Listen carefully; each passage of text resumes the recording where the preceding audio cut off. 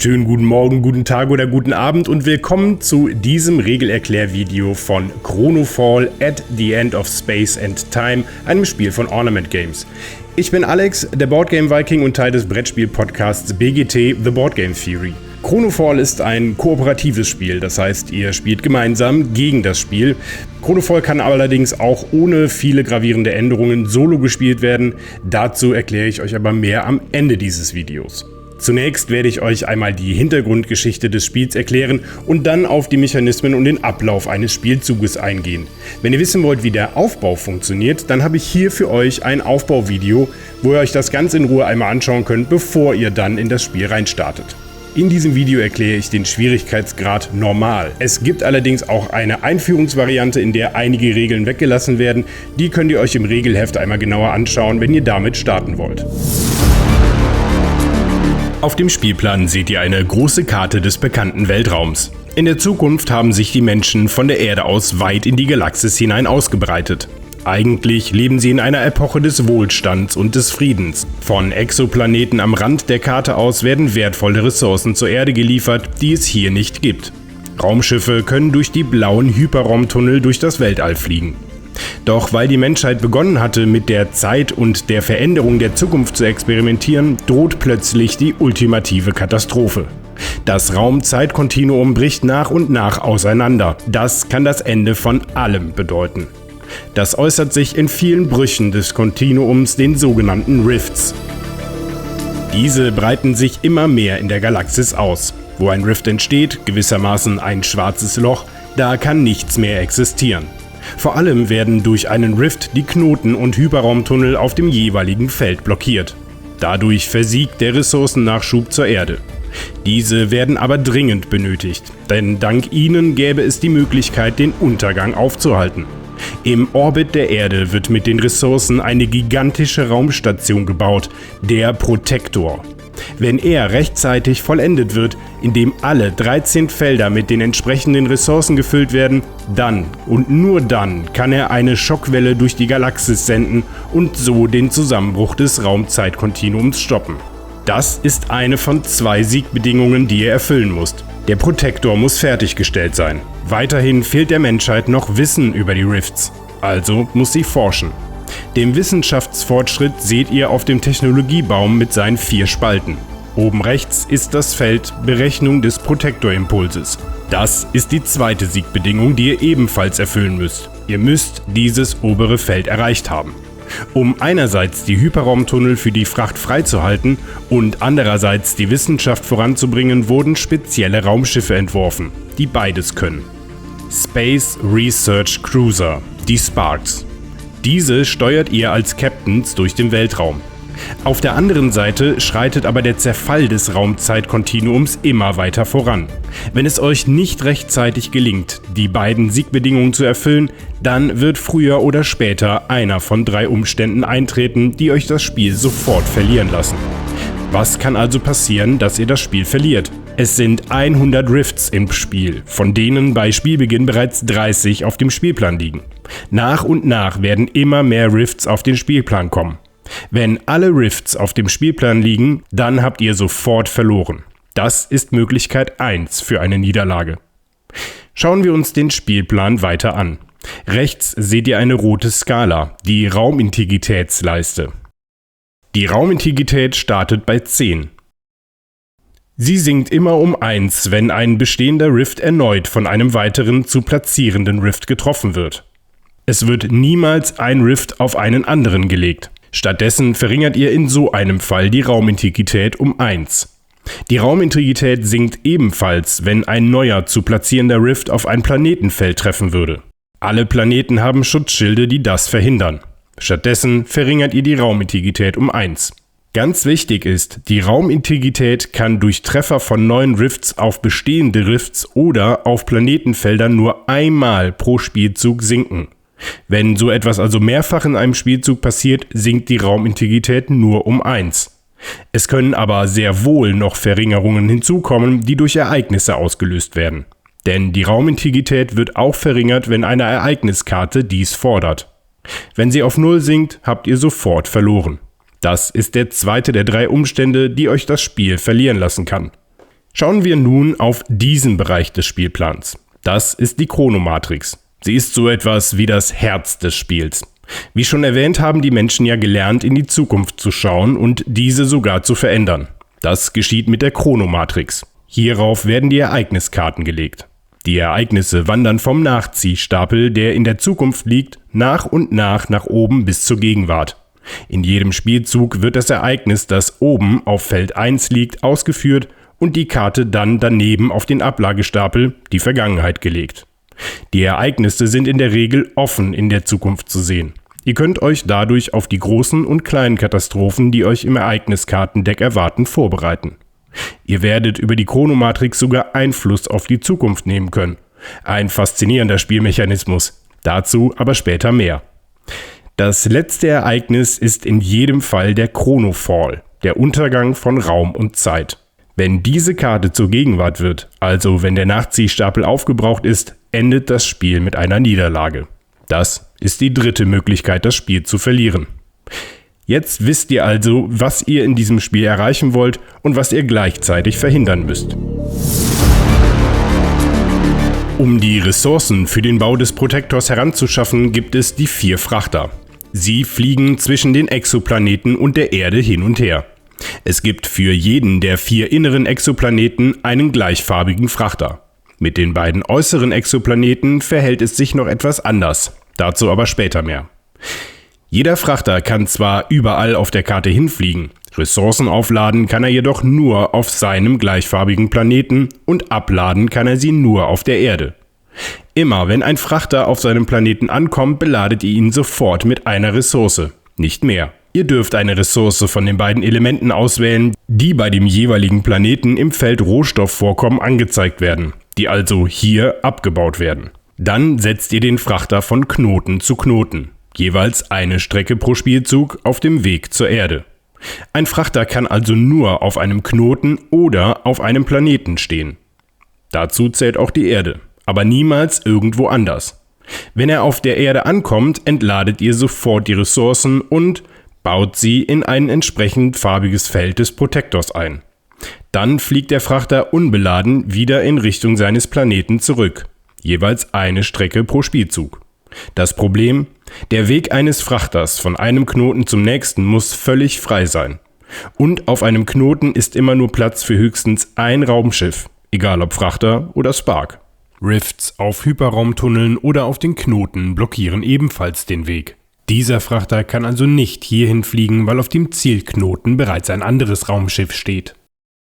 Der Weg in diese Richtung ist durch einen Rift versperrt, der auf dem Hyperraumtunnel liegt. Ihr könnt also nur noch in diese Richtung euch bewegen. Ihr könnt auch auf die Bewegung eines Frachters verzichten und ihn stehen lassen. Manchmal habt ihr gar keine andere Wahl. Die Reihenfolge, in der ihr die 4 Frachter bewegt, ist nicht vorgegeben. Ihr ahnt schon, dass es bei immer mehr Rifts auf dem Spielplan immer schwieriger wird, freie Wege für die Frachter zu finden. Sie müssen immer längere Umwege fliegen und manchmal sogar aus einer ausweglosen Situation befreit werden. Werfen wir nun einen genaueren Blick auf den Protektor. Er besteht aus 3 identischen Segmenten und dem Zentrum. Das Zentrum könnt ihr, wenn ihr mögt, auf den Spielplan aufkleben. Das müsst ihr aber nicht. Der Protektor ist ja noch im Bau, deswegen sind die Segmente anfangs noch nicht installiert. Sie liegen an diesen Markierungen. Immer wenn ihr ein Segment mit 4 verschiedenen Ressourcen komplettiert habt, schiebt ihr das Segment an das Zentrum heran. Zur Belohnung erhaltet ihr eine Meilensteinkarte, die ihr euch aussuchen dürft. Meilensteine sind einmalige Geschehnisse, die euch gut helfen können. Ihr könnt den erreichten Meilenstein sofort einsetzen oder die Karte nehmen und aufbewahren, bis ihr sie irgendwann später einsetzt. Auswählen müsst ihr ihn aber sofort beim Fertigstellen und Anbauen des Segments. Vielleicht ist es euch aufgefallen, dass nur eine einzige Ressource von dem goldenen Element Auricurium benötigt wird. Das muss irgendwann im Zentrum installiert werden. Auricurium gibt es nicht auf den 4 inneren Exoplaneten. Die Menschen wissen durch Distanzscans, dass es Auricurium auf den beiden äußeren Exoplaneten Avasis und Quinlac gibt. Ihr müsst aber zuerst noch erforschen, welcher der 4 Frachter geeignet ist, auf einen der beiden Planeten Ressourcen aufzunehmen. Um dies herauszufinden, müsst ihr zunächst mit einem Spark den Exoplaneten erreichen. Dann wird das dort verdeckt liegende Frachterplättchen aufgedeckt. In diesem Fall hättet ihr also herausgefunden, dass der blaue Frachter neben seinen gleichfarbigen Exoplaneten auch hier nach Coinlac fliegen und Auricurium einladen kann, um es zur Erde zu bringen. Zurück zum Bau des Protektors. Ihr erhaltet ja für jedes fertiggestellte Segment, nicht für das Zentrum, einen Meilenstein. Es gibt aber leider eine Art Gegenspieler zu den Meilensteinen, die Disaster. Wie der Name schon sagt, sind das oft sehr verheerende Katastrophen mit ganz unterschiedlichen Auswirkungen. Disaster werden auf zwei Arten ausgelöst. Zum einen immer dann, wenn der Raumintegritätsmarker auf der Raumintegritätsleiste die Felder 7, 4 und 1 erreicht. Deswegen liegen auf diesen Stufen der Leiste die 3 Trigger. Sie werden von der Leiste genommen, sobald dieser Wert erstmals erreicht wird. Wenn die Raumintegrität also später wieder steigt und dann erneut auf den Wert sinkt, wird kein Desaster ausgelöst. Zum anderen gibt es auch Ereigniskarten auf der Chronomatrix, die ein Desaster auslösen. Wenn ein Desaster ausgelöst wird, zieht ihr sofort die nächste Desasterkarte vom verdeckten Stapel. Im Gegensatz zu den Meilensteinen dürft ihr sie nicht offen auswählen. Führt das Desaster sofort mit allen Konsequenzen aus. Danach fahrt ihr in eurem Spielzug fort, wo ihr unterbrochen wurdet. Jetzt ist es Zeit, dass wir uns die Sparks und ihre Fähigkeiten anschauen, also eure Raumschiffe. Alle Sparks haben 3 Basisfähigkeiten: Fliegen, einen Rift-Scan und einen Rift neutralisieren, also entfernen. Fast alles, was die Sparks machen, die sogenannten Aktionen, kosten aber Energie. Die Energie für die Aktion wird den Sparks in jedem Spielzug aufs Neue von den eingebauten Energiekristallen bereitgestellt. Energiekristalle sind die rosafarbenen Oktogone. Entsprechend ist alles, was in diesem Spiel mit Energie zu tun hat, rosa gefärbt. Jeder nimmt sich also das zur ausgewählten Spark-Figur passende Control-Panel. Zu Beginn kommt in 4 der 6 Felder je ein Energiekristall. Weitere könnt ihr später erwerben. Schiebt die Energiekristalle nach links auf Verfügbar. Immer wenn ihr Energie verbraucht, schiebt ihr Kristalle in der benötigten Anzahl nach rechts auf Genutzt. Den Energieaufwand für die eben genannten Aktionen seht ihr hier. Gehen wir diese Aktionsmöglichkeiten im Detail durch. Zunächst das Fliegen. Im Gegensatz zu den Frachtern können eure Sparks mehr als eine Strecke pro Spielzug zurücklegen. Jede Strecke, also der Weg von einem Knoten zum nächsten, erfordert eine Energie, gekennzeichnet durch den rosa Blitz. Wenn euer Spark also 3 Knoten weit fliegt, wobei Planeten wie Knoten behandelt werden, dann müsst ihr dafür 3 Energie aufwenden. Daher muss ich 3 Energiekristalle auf Genutzt schieben. Beim Fliegen gilt genau wie zuvor bei den Frachtern, dass der gesamte Weg, also Knoten und Hyperraumtunnel, frei von anderen Raumschiffen und Rifts sein müssen. Generell werden die Exoplaneten übrigens wie ein großer Knoten behandelt. Es handelt sich also um ein einziges Spielfeld, aber es ist Platz darauf für bis zu 3 Raumschiffe. Analog gilt für die Erde, die auch ein großes Feld ist, das Platz für bis zu 6 Raumschiffe darauf ist. Wenn ihr also alle 6 Felder für Energiekristalle auf eurem Control-Panel gefüllt habt, könntet ihr damit bis zu 6 Knoten weit fliegen. Das Fliegen ist die einzige Aktion, die ihr mehrfach pro Spielzug ausführen dürft. Alle anderen nur einmal, auch wenn genug Energie vorhanden wäre. Kommen wir nun zum Scannen. Ihr könnt einen Rift mit eurem Spark erforschen, also scannen. Dazu dreht ihr ihn einfach um, sodass das gelbe Wissenschaftssymbol sichtbar wird. Das Scannen funktioniert aber nur bei Rifts, die auf einem Feld liegen, das eurem Spark direkt benachbart ist. Das ändert sich auch nicht im ganzen Spiel. Das kostet euch 3 Energie. Wozu macht ihr das? Jeder Scan bringt euch Wissen. Deswegen dürft ihr mit jedem Scan einen Fortschritt auf dem Technologiebaum machen. Das bedeutet, dass ihr sofort einen der 4 Fortschrittmarker auf seiner Säule um ein Feld nach oben schieben dürft. Die neu freigeschalteten Fähigkeiten dürfen dann alle Sparks sofort nutzen. Den Technologiebaum schauen wir uns aber später noch einmal genauer an. Einen bereits gescannten Rift kann man nicht noch einmal scannen. Ansonsten hat ein gescannter Rift keine besonderen Eigenschaften. Er blockiert nach wie vor Hyperraumtunnel oder Knoten. Weiterhin können alle Sparks Rift neutralisieren, was 4 Energie kostet. Wenn ihr einen Rift neutralisiert, nehmt ihr die Riftscheibe vom Spielplan und legt sie zurück in den Vorrat.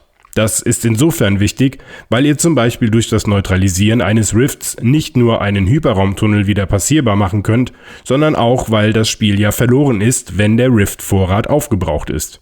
Beim Neutralisieren ist es egal, ob der Rift bereits gescannt war oder nicht. Ihr dürft aber nicht einfach jeden beliebigen Rift neutralisieren, sondern nur jeweils einen Rift in einem gewissen Umkreis um euren Spark herum. Anfangs tatsächlich sogar nur solche Rifts, die auf Feldern liegen, die direkt an euren Spark angrenzen. Die Reichweite könnt ihr aber auf bis zu 4 Felder vergrößern. Das geht über die Spalte Rift-Neutralisierung auf dem Technologiebaum. Es bleibt aber immer bei 1 Rift pro Neutralisierung. Mit den 4 Energiekristallen, die ihr am Anfang habt, könntet ihr also zum Beispiel für eine Energie eine Strecke fliegen und dort für 3 Energie einen Scan vornehmen. Wie ihr euch vorstellen könnt, ist es sinnvoll, an weitere Energiekristalle zu kommen. Es gibt Ereignisse, die neue Energiekristalle auf das Spielfeld bringen. Wenn so eine Energiekristall-Ereigniskarte zur Gegenwand wird, dann legt je ein Energiekristall auf das Feld mit den genannten Koordinaten. Stellt den Energiekristall genau auf das kleine rosa Hinweis-Icon, das ist immer zu einem benachbarten Knoten hin ausgerichtet. Nur von diesem benachbarten Knoten aus könnt ihr mit eurem Spark den Energiekristall einsammeln und direkt auf dessen Control Panel einbauen. Der neue Energiekristall kommt allerdings auf die Position genutzt und steht euch deshalb erst im nächsten Spielzug zur Verfügung. Das Einsammeln und Einbauen von Energiekristallen ist keine Aktion, verbraucht selbst also keine Energie und kann einfach im Vorbeiflug über den Knoten erfolgen. Eure Sparks können aber noch viel mehr. Durch die Auswahl der Spielfigur und des passenden Control Panels legt ihr nur das optische Erscheinungsbild fest. Ihr habt aber darüber hinaus mit den Profilkarten 8 verschiedene Charaktere zur Wahl, die alle weitere unterschiedliche Möglichkeiten bieten. Dazu wählt ihr zu Beginn eine der Profilkarten aus und schiebt sie von links in euer Control Panel. Oben auf jeder Profilkarte könnt ihr sehen, wie schwierig dieser Spark zu spielen ist und worin seine besondere Kompetenz liegt. Wählt euch für das erste Spiel am besten Sparks aus, deren Komplexität mit niedrig angegeben ist. Auf der linken Seite jeder Profilkarte steht eine individuelle Fähigkeit. Diese kostet euch nichts. Sie ist, wenn nicht anders angegeben, aber nur im Spielzug dieses Sparks anwendbar. Dieser Spark, beispielsweise die EOS, hat die individuelle Fähigkeit, eine Strecke pro Spielzug ohne Energieaufwand fliegen zu können. Damit eignet sie sich also besonders dafür, wenn es darum geht, schnell eine große Distanz zu überwinden. Auf der rechten Seite jeder Profilkarte steht eine Spezialfähigkeit. Die EOS kann also einem beliebigen Frachter 2 Strecken voransetzen. Die Spezialfähigkeiten sind aber nicht kostenlos. Dafür steht dieses Symbol, ein Energiekristall mit Schwingungen daneben. Das bedeutet ein aufgeladener Energiekristall. Wie ladet ihr Energiekristalle auf? Dazu könnt ihr jeweils während eures Spielzugs auf euren Control Panels bis zu 2 Energiekristalle, die noch verfügbar sind, also nach links geschoben sind, in den Aufladebereich setzen. Dort werden sie aufgeladen, was natürlich eine Zeit lang dauert. Deswegen dürft ihr sie erst ab dem nächsten Spielzug nutzen. Energiekristalle, die ihr einmal hierhin verschoben habt, dürft ihr nicht mehr zurückholen. Sie dürfen aber beliebig lange hier verbleiben. Achtung, sie stehen euch auch dann nicht mehr für die üblichen Aktionen zur Verfügung. Dennoch bleibt es beim Maximum. Es dürfen insgesamt nur 6 Energiekristalle auf eurem Control Panel liegen. Alle werden dabei eingerechnet. Wenn ihr sie nutzt, werden sie überladen und damit zerstört. Legt so einen überladenen Energiekristall zurück zum Vorrat. Der Platz im Aufladebereich ist dann wieder frei. Es gibt 2 Arten, wie ihr aufgeladene Energiekristalle nutzen könnt, die sogenannten Überladungstechniken. Eine davon sind die Spezialfähigkeiten eurer Sparks. Wenn also beispielsweise die EOS ihre Spezialfähigkeit nutzt und damit einen Frachter einen Boost gibt, dann muss sie einen zuvor aufgeladenen Energiekristall überladen und damit zerstören. Die zweite Möglichkeit zur Anwendung aufgeladener Energiekristalle sind die Überladungstechniken, die ihr auf dem Technologiebaum in dieser Spalte freischalten könnt. Ich erkläre sie euch gleich. Diese sogenannten zusätzlichen Fähigkeiten kann nach dem Erreichen ihrer Stufe jeder Spark aktivieren. Sie sind sehr mächtig und kosten daher 2 aufgeladene Energiekristalle, die überladen und damit zerstört werden müssen. Von diesen 2 muss der Spark, der am Zug ist, aber nur einen selbst überladen. Ein anderer Spark kann den anderen benötigten aufgeladenen Energiekristall beisteuern. Selbstverständlich kann der aktivierende Spark auch beide Energiekristalle selbst überladen. Energie ist also ein wertvolles Gut in diesem Spiel. Überlegt euch ganz genau, wie ihr sie einsetzt und sammelt schnell eure Energiekristalle ein. Mit wenigen Energiekristallen könnt ihr kaum noch Aktionen bezahlen. Der allerletzte, unterste Energiekristall ist aber immer gegen alle möglichen Einflüsse geschützt und darf auch nicht in den Aufladebereich geschoben werden. Bevor wir uns gleich den Technologiebaum anschauen, muss ich euch noch das eigentliche Spielfeld erklären. Diese Karte des Weltraums ist nämlich ein großes Koordinatensystem. Es gibt die grüne X-Achse, deren Werte immer zuerst genannt werden, und die blaue Y-Achse. Wenn also für einen neuen Rift zum Beispiel die Koordinaten 10, 3 vorgegeben werden, dann wird der hier auf dieses Feld gelegt. Beachtet, dass jede 5. Linie etwas vorgehoben ist, um euch das Suchen der Koordinaten zu erleichtern. Ihr werdet sehr oft die Koordinaten von irgendetwas, meistens von 9 zu platzierenden Rifts mit den beiden Koordinatenwürfeln ermitteln müssen. Dann werft ihr sie und der grüne Würfel zeigt die X-Koordinate und der blaue die Y-Koordinate an. Hier auf das Feld mit diesen Koordinaten kommt also der neue Rift. Es gibt auch noch eine dritte Dimension, die graue Z-Achse. Die wird aber nicht zum Bestimmen von Koordinaten benötigt, sondern nur um eine Richtung anzugeben. Das eigentliche Spielfeld sind nur die 400 Hexagonfelder innerhalb der Achsen. Die Zahlenreihen am Rand zählen selbst also nicht dazu. Wie genau kommen denn eigentlich neue Rifts auf das Spielfeld? Es gibt dafür grundsätzlich 2 Methoden. Entweder dadurch, dass sie platziert werden, oder dadurch, dass ein Feld oder ein Bereich mit mehreren Feldern mit Rifts aufgefüllt werden muss. Das Platzieren ist gewissermaßen die härtere Variante. Wenn ihr einen neuen Rift auf einem Feld mit konkreten Koordinaten platzieren sollt und das Feld ist frei, dann legt ihr ihn einfach dahin. Immer mit der schwarzen Seite nach oben, denn er ist ja noch nicht gescannt. Wenn dieses Feld aber Teil eines der 7 Planeten ist, dann verhindert der planetare Schutzschild den neuen Rift. Er wird also nicht gelegt. Stattdessen müsst ihr die Raumintegrität um 1 verringern. Das gleiche gilt, wenn ein bereits existierender Rift von einem weiteren Rift getroffen würde. Der zweite wird dann ebenfalls nicht gelegt, weil niemals 2 Rifts aufeinander liegen dürfen. Stattdessen müsst ihr auch in diesem Fall die Raumintegrität um 1 verringern. Innerhalb eines Spielzugs, wir erinnern uns, kann die Raumintegrität aber nur einmal durch das Platzieren neuer Rifts verringert werden. Wenn Ereignisse oder Desaster die Raumintegrität verringern, dann passiert es aber trotzdem. Die Raumintegrität erhöhen könnt ihr immer auch mehrfach im Spielzug. Die zweite Art, wie neue Rifts auf das Spielfeld kommen können, ist das Auffüllen. Wenn ihr zum Beispiel durch eine Ereigniskarte aufgefordert werdet, ein Feld oder einen bestimmten Bereich mit mehreren Feldern mit Rifts aufzufüllen. Wenn ihr also zum Beispiel durch eine Ereigniskarte aufgefordert werdet, ein Feld oder einen bestimmten Bereich mit mehreren Feldern mit Rifts aufzufüllen, dann legt einfach je einen Rift auf alle die Felder im genannten Bereich, auf denen bisher noch kein Rift liegt und die nicht Teil eines Planeten sind. So können ganz schnell viele neue Rifts erscheinen. Der entscheidende Unterschied zum Platzieren der Rifts ist, beim Auffüllen wird die Raumintegrität nicht verringert. Es werden nur die noch freien Felder mit Rifts gefüllt. Für alle neuen Rifts, egal durch welche der beiden Methoden entstanden, gelten folgende Regeln. Ein Rift auf einem Hyperraumtunnel oder einem Knoten blockiert diesen komplett. Da kommt also kein Raumschiff mehr durch. Weil so ein Rift alles verschlingt, wo er auftritt, vernichtet er auch Energiekristalle. Egal, ob ein neuer Energiekristall auf einem bestehenden Rift trifft oder ein ausliegender Energiekristall von einem neuen Rift getroffen wird. Diese Energiekristalle kommen zurück in den Vorrat. Es kann natürlich auch passieren, dass ein neuer Rift auf einen Knoten trifft, auf dem gerade ein Raumschiff steht. Die Raumschiffe können sich mit Mühe und Not aus dem Rift retten, brauchen dafür aber etwas Zeit. Ein getroffener Frachter darf in diesem Spielzug nicht weiter bewegt werden. Legt den Rift auf das Feld und stellt den Frachter oben drauf. Ab dem nächsten Spielzug kann er wieder normal weiterfliegen. Für einen getroffenen Spark gilt eigentlich das Gleiche. Wenn es einen Spark trifft, der gerade nicht am Zug ist, hat so ein Rift-Treffer nur wenig Konsequenzen. Er wird ja ohnehin außerhalb des eigenen Spielzuges in der Regel nicht bewegt. Legt also den Rift auf das Feld und stellt den Spark oben drauf. Der darf dann ab dem nächsten Spielzug weiterfliegen und auch den Rift, auf dem er jetzt steht, scannen oder neutralisieren.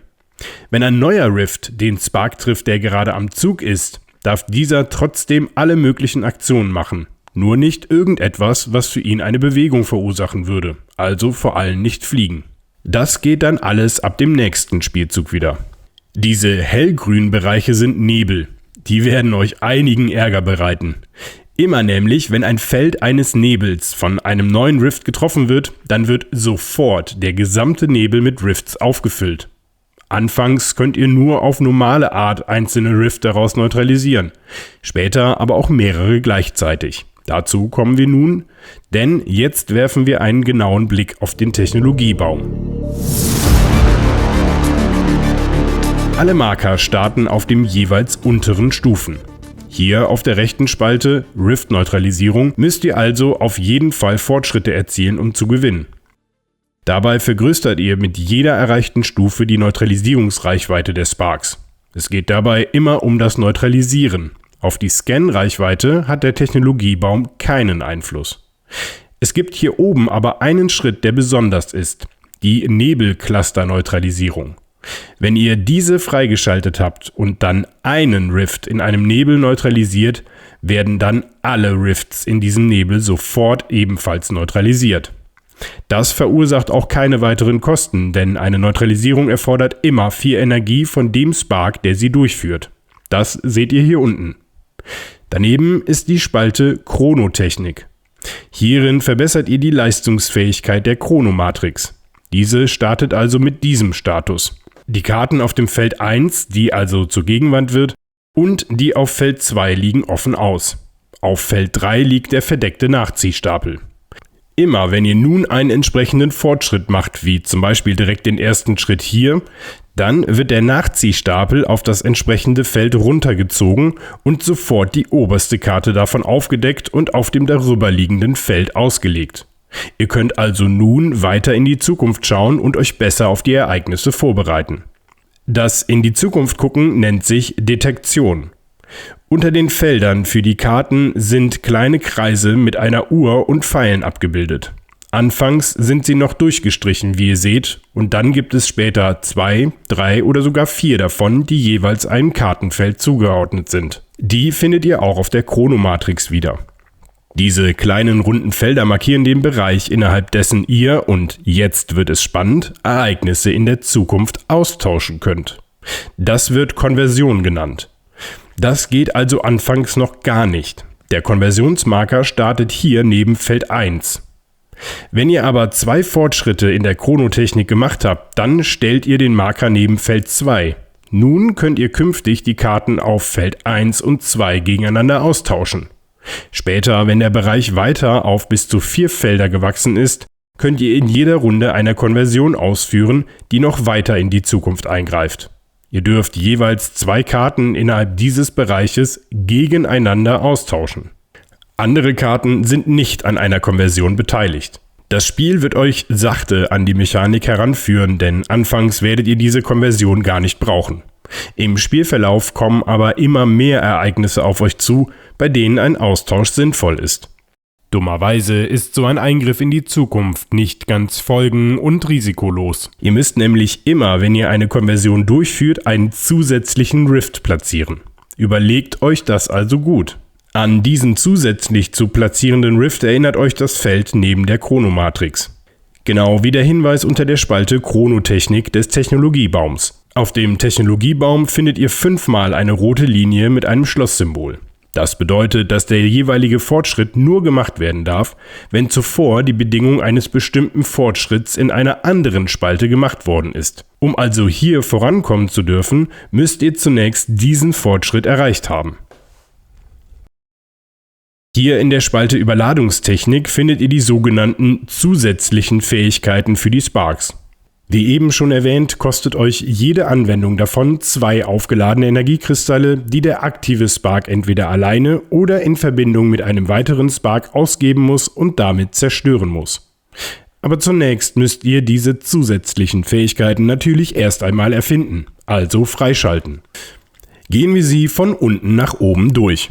Von Beginn an könntet ihr eine Distanzneutralisierung machen. Das heißt, einen beliebigen Rift irgendwo auf dem Spielfeld neutralisieren, ohne Rücksicht auf den Abstand zum Spark. Mit der Fähigkeit Ereigniselimination könnt ihr in der Chronomatrix ein beliebiges Ereignis, das schon offen in der Zukunft liegt, also auf Feld 2, 3 oder 4, eliminieren. Also einfach ohne Konsequenzen auf den Ablagestapel legen. Die Matrix wird dann bis dahin von unten wieder aufgefüllt. Der Restabilisator auf der nächsten Stufe ermöglicht es euch, die Raumintegrität um 1 zu erhöhen. Und mit der höchsten Stufe, hier in dieser Spalte der sphärischen Neutralisierung, könnt ihr einen kreisförmigen Bereich von bis zu 7 Feldern irgendwo auf dem Spielfeld von allen Rifts befreien. Wichtig ist, dass hier, wie auf den ganzen Technologiebaum, eine neu erreichte Stufe die darunterliegende nicht auslöscht. Sie kommt also als zusätzliche Möglichkeit hinzu. Außerdem könnt ihr alle einmal erreichten Fähigkeiten beliebig oft anwenden, wenn auch nur einmal pro Spielzug. Ihr müsst dafür aber jedes Mal die geforderten Kosten aufwenden. Ganz links ist die Spalte Navigation. Hier findet ihr kein Feld mit der Kostenangabe darunter, denn die Fortschritte sind individueller. Ihr startet mit der Fähigkeit Fliegen durch den Hyperraumtunnel. Für je eine Energie pro Strecke. Das ist eure ganz normale Fliegenaktion. Die nächste Stufe namens Gammastrahlenabsorber lässt die Ereignisse Gammastrahlenblitz wirkungslos vorübergehen. Solche Gammastrahlenblitze sind 4-mal im gesamten Ereigniskartendeck vorhanden. Wenn sie zur Gegenwart werden und ihr den Absorber noch nicht freigeschaltet habt, darf sich im jeweiligen Spielzug kein Raumschiff bewegen. Die Fähigkeit kostet euch nichts und gilt ausnahmsweise nicht nur für Sparks, sondern auch für Frachter, weswegen auch deren Symbol hier abgebildet ist. Abschließend könnt ihr hier den Distanzsprung für Sparks freischalten. Damit könnt ihr dann ohne Rücksicht auf die Distanz oder dazwischenliegende Hindernisse auf einen beliebigen Knoten springen. Der muss allerdings frei sein und Sprünge direkt auf Planeten sind auch nicht erlaubt. So ein Distanzsprung ist natürlich wahnsinnig praktisch. Kostet dann aber auch jedes Mal 4 Energie. Jetzt schauen wir uns die Ereignisse an, also die Ereigniskarten, die uns auf der Chronomatrix aus der Zukunft entgegenkommen. Die meisten Ereignisse erklären sich ganz von selbst. Tipp: Achtet immer auf die Formulierungen. Werden die Rifts platziert oder ein Bereich mit Rifts aufgefüllt? Das hier ist ein Ereignis Z-Jet-Barriere. Fülle von dem letzten ermittelten Koordinaten aus je 4 Felder beidseits parallel zur Z-Achse mit Rifts auf. Hier werden also keine neuen Koordinaten mit den Würfeln ermittelt, sondern die letzten ermittelten Koordinaten genommen. Also lasst besser die Würfel, nachdem ihr sie geworfen habt, offen liegen. Es wird nämlich später vielleicht nochmals auf diese Werte Bezug genommen. Dann nehmt ihr also die letzten ermittelten Koordinaten, auch wenn dort gar kein Rift platziert wurde, zum Beispiel weil das ein Planetenfeld war. Manchmal gibt es Ereignisse, die auf Ereignisse vorher oder nachher Bezug nehmen. Es gibt auch Ereignisse, die eine Bedingung in Form einer Frage stellen. Dieser Ringdown stellt zum Beispiel die Frage, ist kein Spark auf einem benachbarten Knoten und bezieht sich dabei auf die Koordinaten x17 und y6. Wenn diese Frage Gegenwart wird und ihr die Frage bejaht, also ja, es ist kein Spark auf einem Knoten, der an 17,6 angrenzt, dann heißt es, fülle alle 7 Felder mit Rifts auf. Und schließlich gibt es Ereignisse, die sich auf Planet Fragezeichen beziehen. Planet Fragezeichen ist immer der Exoplanet, der im Moment, wenn so ein Ereignis zur Gegenwart wird, mit einem Symbol auf der obersten Karte des Ablagestapels genannt wird. Sprich, die oberste Karte auf dem Ablagestapel erklärt euch, welcher Planet mit Planet Fragezeichen gemeint ist. Jetzt habt ihr vielleicht schon eine Ahnung bekommen, für welche Zwecke eine Konversion, also das Austauschen von Ereignissen in der Chronomatrix, gut sein könnte. Wenn ihr wollt, könnt ihr die Planungshilfeplättchen nutzen, um an der Chronomatrix festzuhalten, welcher Spark sich wann worum kümmern muss. Nun geschieht all das, was ihr bisher gehört habt. Natürlich in einer festen Reihenfolge und es ist enorm wichtig, dass ihr euch strikt daran haltet. So sieht jeder Spielzug aus. Jeder Spark-Captain durchläuft diese 6 Schritte im eigenen Spielzug und dann ist im Uhrzeigersinn der oder die nächste dran. Und weil der Spielzugablauf so wichtig ist, solltet ihr die 6 Schritte auf eurem Control-Panel mit dem kleinen blauen Spielzugablaufmarker nachvollziehen. Das Spiel ist voll kooperativ. Weil ihr keinerlei Geheimnisse voreinander habt, solltet ihr euch immer absprechen und euch koordinieren. Wenn ihr euch nicht einig seid, hat aber immer der Captain das letzte Wort, der oder die gerade am Zug ist. Schauen wir uns den Spielzugablauf jetzt einmal an. Erstens, euer Spielzug beginnt immer damit, dass ein neuer Rift ermittelt und platziert wird. Das heißt, ihr werft die beiden Koordinatenwürfel und platziert auf dem ermittelten Feld einen neuen Rift. Das Platzieren kann direkt verschiedene Folgen haben, zum Beispiel, dass ein Nebel mit weiteren Rifts aufgefüllt werden muss oder dass die Raumintegrität verringert wird, weil der Rift einen Planeten getroffen hätte. Der zweite Schritt des Spielzugs ist die Konversion, also der Austausch zweier Karten in der Chronomatrix. Am Anfang kommt das aber noch nicht zum Tragen, denn ihr müsst die Möglichkeit der Konversion erst auf dem Technologiebaum freischalten. Wenn ihr das erreicht habt, könnt ihr an dieser Stelle zwei Ereignisse konvertieren, müsst es aber natürlich nicht. Denkt daran, für eine Konversion müsst ihr einen zusätzlichen Rift platzieren.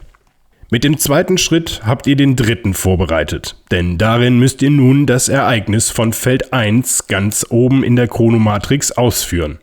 Macht alles so, wie es auf den Ereigniskarten beschrieben steht. Legt die Karte auf den Ablagestapel, die Vergangenheit. Der vierte Schritt ist derjenige, innerhalb dessen ihr mit eurem eigenen Spark Aktionen durchführen könnt. Die Standardaktionen Fliegen, Scannen oder Neutralisieren, aber auch die zusätzlichen Fähigkeiten vom Technologiebaum oder die individuellen bzw. Spezialfähigkeiten einiger Sparks. Wenn die individuellen oder Spezialfähigkeiten eures Sparks nicht hier an dieser Stelle des Spielzugs genutzt werden sollen, sondern an anderer Stelle, dann merkt ihr das am Sinnzusammenhang und lest es auf der Profilkarte. Führt also jetzt eure eigenen Aktionen aus. Verwaltet dabei eure Energie auf dem Control Panel. Verschiebt an dieser Stelle Energiekristalle in den Aufladebereich, zerstört aufgeladene Energiekristalle für die Überladungstechniken und baut neue Energiekristalle in euer Control Panel ein, wenn ihr an ihnen vorbeifliegt. Alle Aktionen bis auf das Fliegen dürft ihr aber nur ein einziges Mal pro Spielzug machen. Ihr seid nicht zur Aktion gezwungen und könnt auch Energie ungenutzt lassen. In Schritt 5 dürft ihr alle Frachter um jeweils eine Strecke voransetzen. Beladen in Richtung Erde, unbeladen zurück zu ihrem Planeten. Der Schritt 6 beendet euren Spielzug. Schiebt die bereits offen ausliegenden Karten in der Chronomatrix ein Feld hoch und deckt unten ein neues Ereignis vom Nachziehstapel auf. Schiebt alle eure Energiekristalle, mit Ausnahme derer im Aufladebereich, wieder zurück nach links auf Verfügbar und schiebt euren Spielzug-Ablaufmarker wieder auf die Position 1. Generell gilt wie bei vielen Spielen, wenn den Grundregeln durch ein Ereignis eine Sonderfähigkeit oder was auch immer widersprochen wird, so werden die Grundregeln in diesem Fall ausgesetzt oder verändert. Wenn ihr Fragen habt, die sich auf einzelne Karten oder Charaktere beziehen, dann schaut am besten in die Kartenliste im Regelheft oder online auf ornament-games.com. Jede Karte trägt eine kleine Nummer, mit deren Hilfe ihr sie schnell im Verzeichnis findet. Wenn ihr Chronofall Solo spielen wollt, dann müsst ihr gar nichts ändern oder neu lernen. Ihr könnt in diesem Fall mit mehreren Sparks spielen, dann ist es genauso wie mit mehreren Personen. Ihr könnt aber tatsächlich auch mit nur einem einzigen Spark spielen. Dann seid ihr einfach fortlaufend dran und nach einem Spielzug beginnt direkt euer nächster Zug. Am Spielzugablauf, dem Kartendeck oder sonstigen Regeln ändert sich aber nichts. Ob mit mehreren oder solo, wenn ihr das Grundspiel beherrscht und gewonnen habt, könnt ihr euch an den 3 beiliegenden Szenarien versuchen. Die sind nochmal kniffliger. Jedes Szenario hat ein paar eigene Karten oder Spielfiguren und ändert auch die Grundregeln ab. Das findet ihr ausführlich im Regelheft. Auf der Rückseite dieses Heftes stehen übrigens einige praktische Hilfen. Eine Kurzfassung des Spielaufbaus, der Spielzugablauf, typische Fehlerquellen und eine Icon-Legende. So, ich hoffe, der Überblick über die Regeln hat euch weitergeholfen und es kann jetzt für euch losgehen. Wer zuletzt einen Sci-Fi-Film oder eine Sci-Fi-Serie gesehen hat, der darf beginnen. Und dann wünsche ich euch jetzt viel Glück und Erfolg beim Retten des Universums. Der Wikinger zählt auf euch.